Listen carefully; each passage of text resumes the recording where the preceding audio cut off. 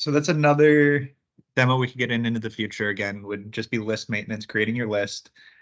Just for the sake of this demo, we'll be working off Heritage One PCH. So I'm just logged in as a nurse right now. This is your Care Compass. We went over Care Compass a few weeks ago. I don't remember the exact date. So hopefully the screen looks familiar. This would really be your nursing landing page, what you're working off of. So today, though, we'll go through staff assignment. When you click on staff assignment, it brings up your location list. So we just have to find, clicking through, Heritage One. So there's a handful of patients already loaded into Heritage One. So normally you'd see everybody that was assigned to a bed there. If we either click on this yellow little page up in the top left, or if we right click on the gray bar, you can add care providers. I haven't been involved in some of the workflow ideas about how this will work, whether it'll be a charge nurse or whether staff will be assigning themselves. So that's a question that would have to be followed up with policy. And then I think Kim Fletcher has been the workflow lead over it. Adrian, correct me if I'm wrong on that. I was speaking on mute. Kim Fletcher has been the workflow lead. I will say that it's going to vary depending on the unit, depending on the organization. So we are rolling it out as an option for units that choose to use the staff assignment feature. It is a functionality there for you to take advantage of. Some units are choosing to continue their paper processes or using a whiteboard to document their staff assignments there for various reasons. So more to come, more to come there, and more decisions around based on the unit's needs and wants. Great. Thank you. And an added benefit of using the staff assignment here, though, would just be the historical record. So if something comes up months down the road, you can pull up that assignment. So if you were the patient assigned for a certain shift, or you're a manager looking at the staff assignment for a certain date, you'd be able to pull up those records. So what I did here, adding care providers, I just have 2 login accounts. So search for those and then you add them to the assigned care providers. Then you'll see those 2. So yes. Sorry to jump in. Just to clarify, because I thought the same thing as well with our staff assignment feature, that it actually is not discoverable past the date that it's used, unfortunately, which is part of the reason why some units are choosing to use paper. So apologies about that. So with that, thank you, Adrian. Right clicking again, you can also change your location if you selected the wrong one to begin with. You can change your shift. We can come in here. So you can see what the options are, whether it's 12-hour day shift, night shift, whatever in between. So just for the sake of this demo, we'll do a 12-hour day shift. You can select your date. We got rid of our name, so let's just add them back.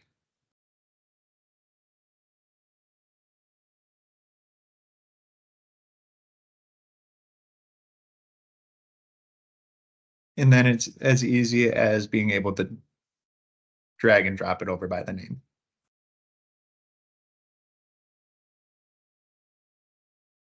When you're done, say you've assigned all your patients, you just need to make sure that you click on the top left save button here.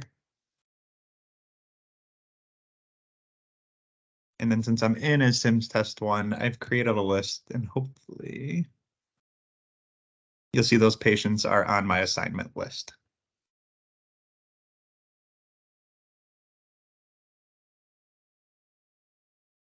And then the reason you see the Sims demo bolded in color and blue and allergies and everything brought up, I've already established the relationship. Nothing's brought up on the other patient because I haven't established that relationship yet. You would go in, select nurse, and establish that relationship, and you'd see more of that information brought up. So now moving over to the handoff, we'd go into the patient chart again. And if you remember, these are all a handful of our workflow M pages. So this screen won't look exactly like it'll look when we go live. I'm working off a smaller laptop now, so some things are kind of condensed, some information's not fully in there yet. But I did bring in the handoff page. There's a handful more of M pages available. You'd be able to see, but we're focusing on handoff today. So the handoff M page, very similar to the admission M flow. Each of these components is customizable. You're either, so once again, you'd go over to the top right, you'd come to components, select which ones you want on the list, which ones you don't. So remember, this is just for your view. Selecting things, taking them off doesn't change other people's handoff page. And then once you have those in, you can drag, drop them, have them in any order you want. Clicking through, it'll take you to that part of the M page. And so as you see, there's a whole lot of information available here. So you're able to focus on what's important to you and what you work with the most on your particular unit. The last thing I want to call attention to here on the handoff M page is the handoff documentation and what's available in regards to that. So I click down on handoff documentation. It brings you here. It doesn't look like there's anything here. What we're able to do then is to click on the plus to add handoff documentation, and it will take you to iView where you're able to do your handoff documentation, whether that's just handoff at shift change if you need the documentation on it, or if you're doing a transfer to say, hey, I've called the report, I've given report to so-and-so, and these are the things, the items that we addressed. So very basic overview of what staff assignment looks like and what are some functionality of the handoff M page and some of the components associated with it. I don't want to take too much time going through this, so I'll open the floor to questions or if there's any requests to see anything we've seen today. It looked like William Wong asked a question around for patient assignments. Are nurses able to use the patient list landing page instead? I did provide the answer that Care Compass or the patient list landing page could be used, but that the benefit for a staff assignment is that can be assigned those patients for a period of time, and then that can be adjusted rather than it being owned by the nurses themselves. So it's just a matter of preference, which goes back to the units making that decision. So just wanted to call that out. Thank you, Adrian.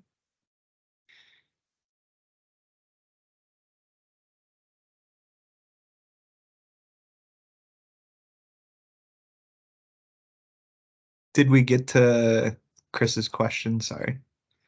When this rolls out, will clinicians see everything they saw in your list, or will they only see what is available to them? Chris, can you clarify which list you were talking about? Sorry.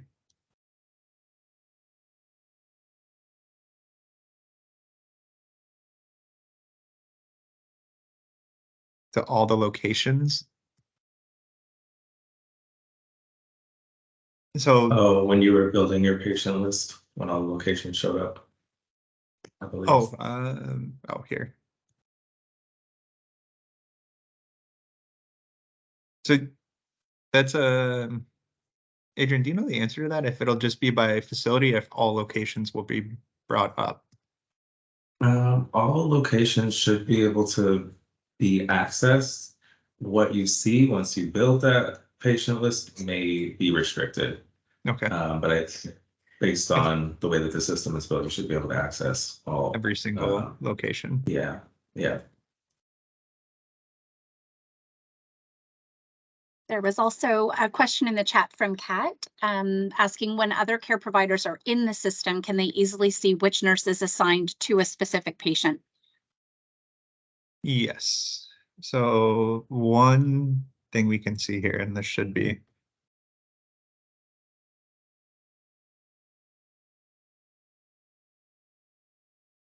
everybody will be able to see the care team when they're on the patient chart. So you can see who is the nurse for that shift, currently who primary care physician, if there were physicians that were or whoever the attending physicians were, as long as they're associated with that patient, you'd be able to see in the care team.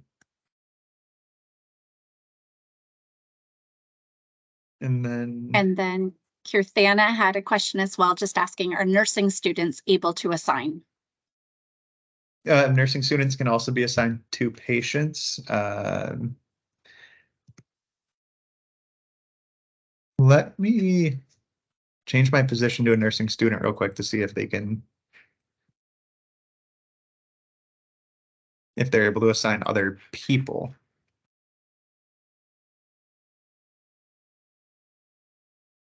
While you're doing that, Jeff, Yep. I believe, Kristen, you have your hand up.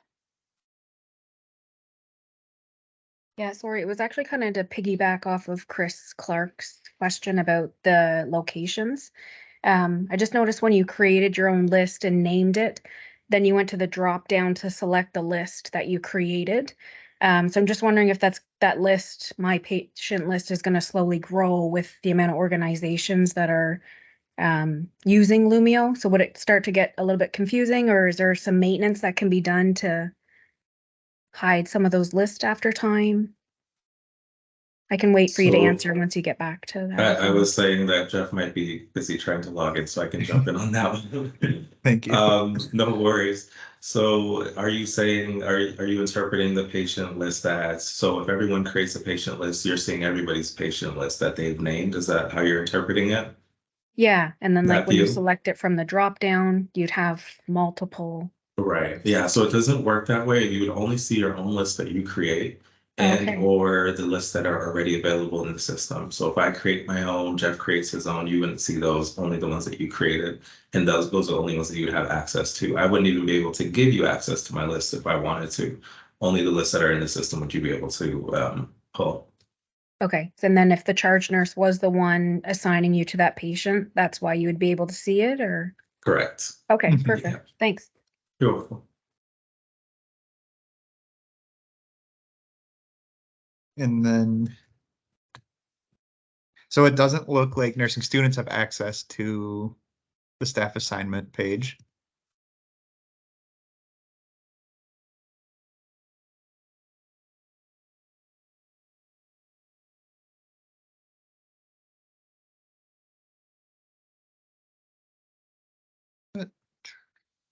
Oop.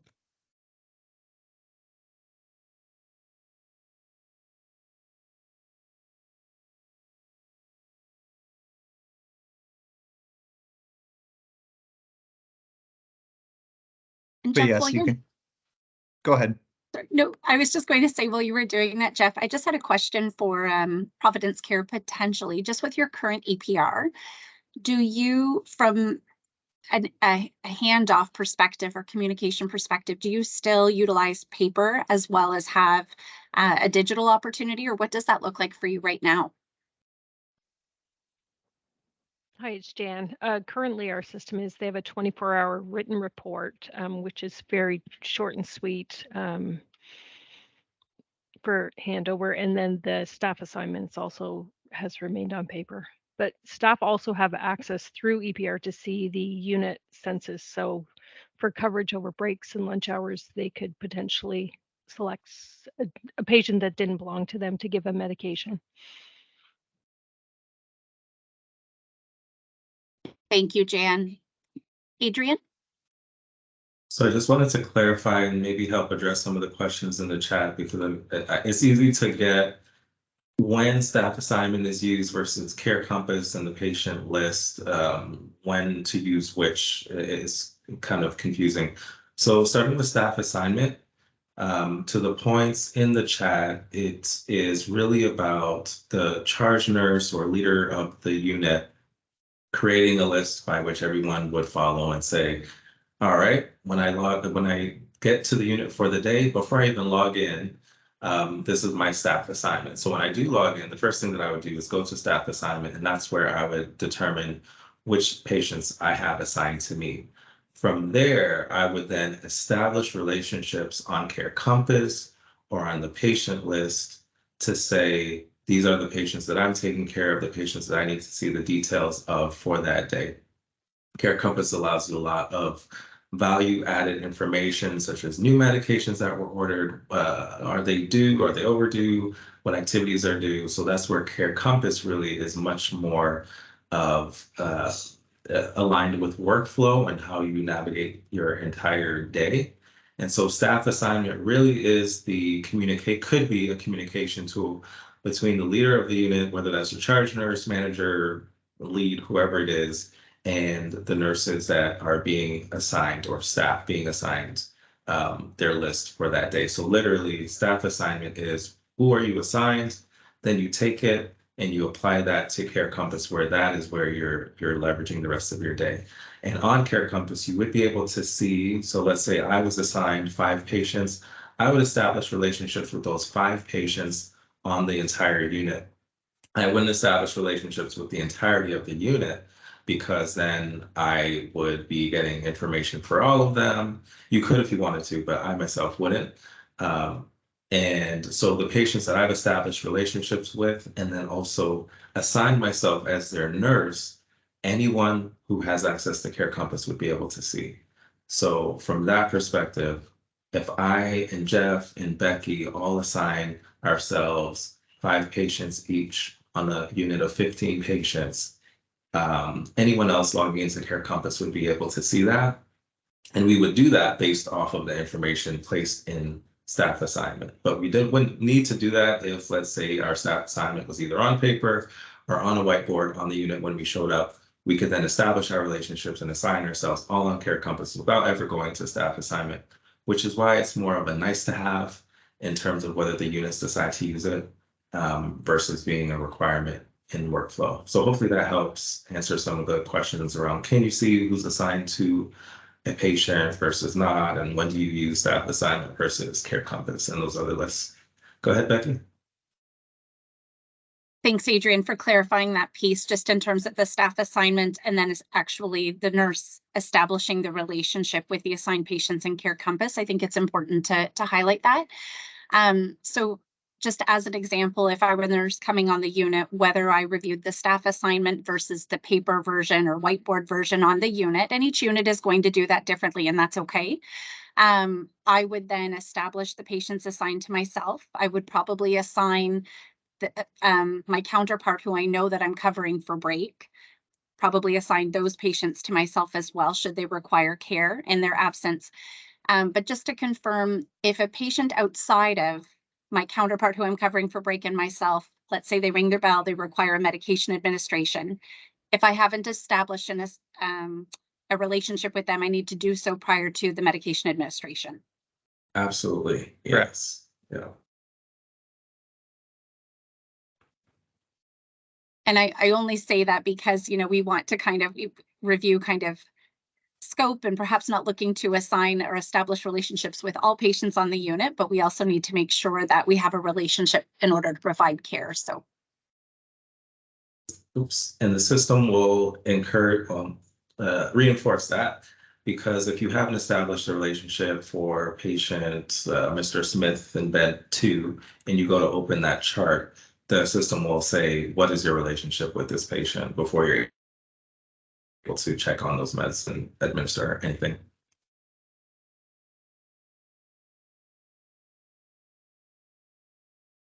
Pat has in the chat here, can you assign a relationship and then end that relationship once the primary nurse is back, or let's say patient status has changed and we need to transfer care? And my understanding is yes, you would just remove that patient from your assignment, but Adrian or Jeff just wanting to confirm. You could. I wouldn't recommend it. Jeff, maybe you can share your screen and just show the difference between establishing the patient, establishing a relationship, and assigning yourself to a patient. Because establishing a relationship allows you to get your new orders, your icons and updates about what they're there for. When you assign yourself as a staff member, that's when other folks know I, Adrian, am responsible for that patient's care. Exactly. And so back to Adrian's point, if you don't have a relationship established with that patient, you can't open that chart. So before even going into it, so you'll see the difference between patient that I don't have a relationship with versus all the information that's available for those that I've established a relationship with. So if you wanted to get in here into the chart, you'd establish your relationship. And you'd be able to go in.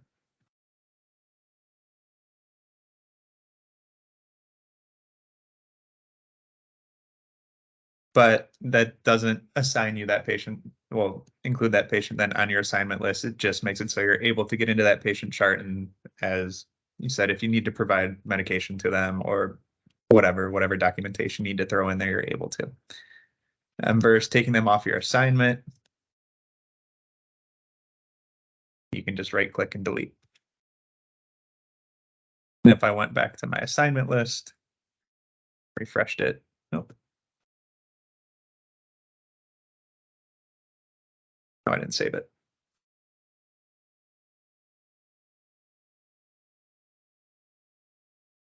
Then it should come off, and you'll see it comes off your assignment.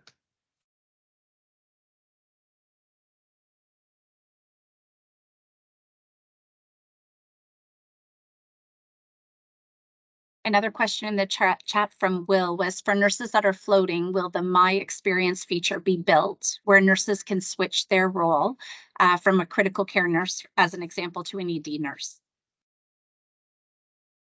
So my experience is going away. I think the decision at Lumio was to use role profiles. So when Jeff originally logged in,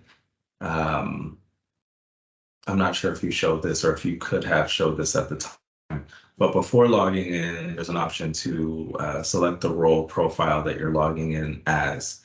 And Jeff, you might have done this off the screen, but you have a list of profiles that you would have assigned to you based off of your units, where you flow, your responsibilities, etc. And that's how they would switch between roles. It's no longer My Experience, but before you actually enter the chart or the system in general.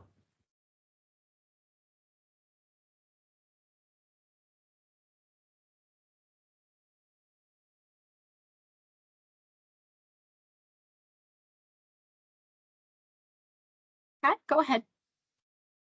Sorry, I'm going to verbally ask this one because Yeah. it might be a little bit confusing.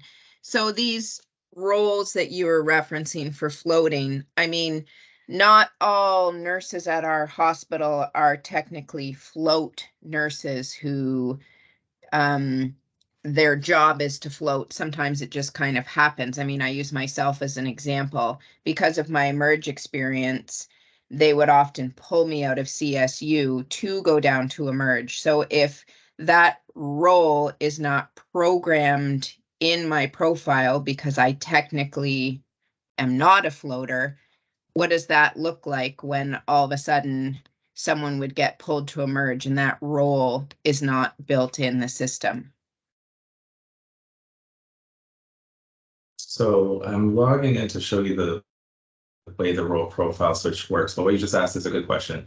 So if you're going to emerge, it depends on what your responsibilities would be while you're there. So if you're floating, typically you wouldn't need to access Launch Point, which is the landing page in the emergency department. You wouldn't necessarily, that I'm aware of, be doing triage or trauma. You would be there to maybe to help support in assessments, medication administration, etc.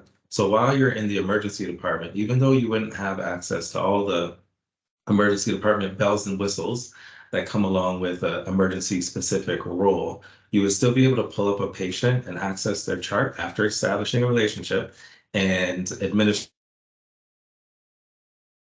document IB, your assessment, whatever you might need to do. Does that help answer your question?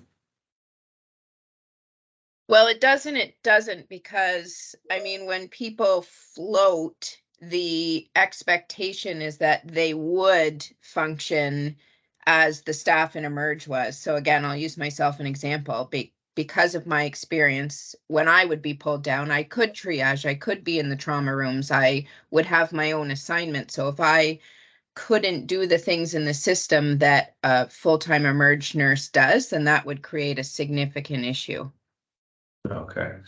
So in that case, I know that they have looked at and are looking at security roles, and we'll also do a check before go live. So as part of your training, your end user training and your the localization of the system right before go live, they'll do a security check and make sure that you have the access that you need.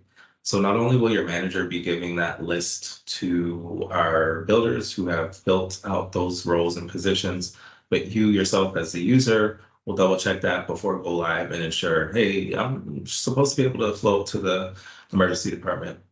Can I do X, Y, and Z? So there's double checks built into the methodology.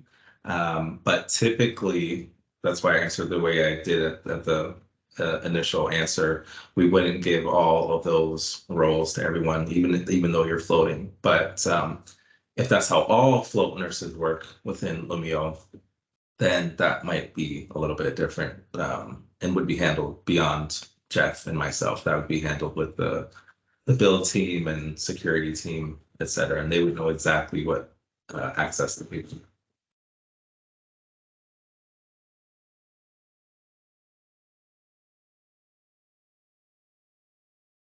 Thanks, Adrian. And I was just going to put it in the chat, but I think that training mapping exercise that was done, like where there was that review of all end users and their roles, to your point, really important for organizations to take a look at that. That in your case, Kat, that's a really great example. You know, you could work in the CSU, you could work in the ED, so you would want to make sure that you have access to any of those positions that you might be expected to work in.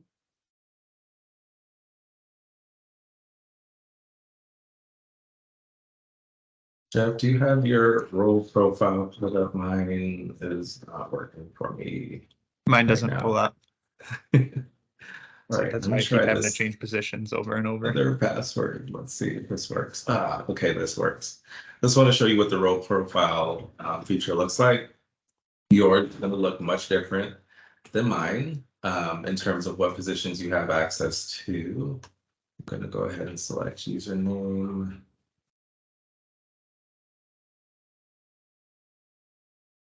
So I'm putting in my username. So I have a test account, but in your role profile, while you're logged in, you'll be able to go to what is called role profile and select modify. You'll probably only be able to modify between 1 or 2 roles, but you'd be able to go down, and if you were a MHA nurse and also worked in pediatrics, you'd be able to switch between those. If you were emergency nurse, they're actually very separated. I can find it. There it is. And you would have to log in as that to see all the things that you needed. There is a float position, and like I said, that would allow you different features to sorry, I just want to make sure I highlight it as I talk through it. That would allow you to see features such as different workflow M pages. So you saw that Jeff was showing that an M page that a nurse would use to go through their day. The nurse float would allow you access to several different workflow M pages. So even though you wouldn't see specific patient lists and icons and things showing up in the emergency department, you could still go through the right workflow. You would still have access to your triage documentation, and you would still have access to everything that was documented in the emergency department. It would just be the way that you viewed it might be a little bit different. So you really do have a lot of access in our generic positions. But as we said, if you're looking for specific icons like an IB is due, and that shows on the patient list, and that's how the emergency nurses administer care, you would have to make sure that you had that access. Hopefully that's not making things more confusing. Maybe too much information, but just sharing.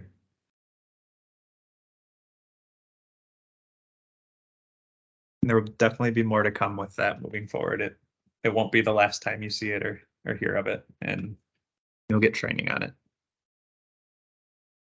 And again, the purpose of these micro simulations we really want to emphasize is it's just looking at high level functionality within the system. So the intention isn't, that we're going through a complete granular end-to-end workflow review.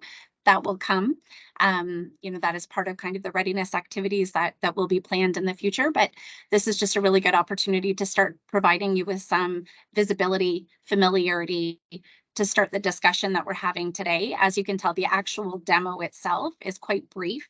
It should be between 5 to 20 minutes, but the reason why we book the hour-long call is for this rich discussion. It's really trying to get everybody to start thinking about how you're doing things today, what it will look like in the future. And there could be some really great catches, in terms of, again, wanting to confirm that staff are aligned to the appropriate roles, that should they float to different departments, they're able to provide full care. So that's a good call out, Kat, that we need to make sure is captured. And after each of these sessions, a FAQ will also be circulated. So happy to circulate that to everyone on the call. But certainly opening the floor if there's any other questions, concerns, or feedback from anyone.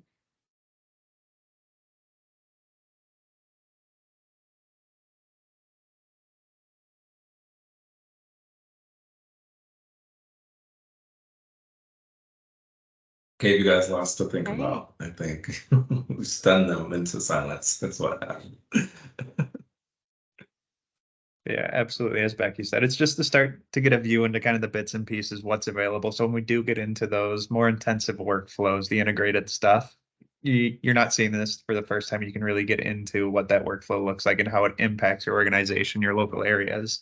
And you're not as heavily bogged down by the functionality or the new skills and assessments that are coming out. So just a first glance before we really get into the meeting. So great. Okay, well, it doesn't happen often, but it looks like we will be able to end this meeting a little bit early. So giving some people some time back. Hopefully there was some value add. Again, so much more to come in terms of all the readiness activities that are planned in the future. Don't hesitate, open to feedback, good, bad, ugly. Don't hesitate to send an email and let us know. There's a lot of regional discussion and planning happening to look at what this could look like. And if there's opportunity for this to look differently, that's okay. So do not hesitate to send feedback my way that we can incorporate that into the discussions with the regional team. All Thanks, right. Becky. Thanks so much, everyone. Thanks, Thank you, Jeff Becky. and Adrian. Absolutely. Thanks for joining, everyone. Have a good day, everybody. Thank you, guys.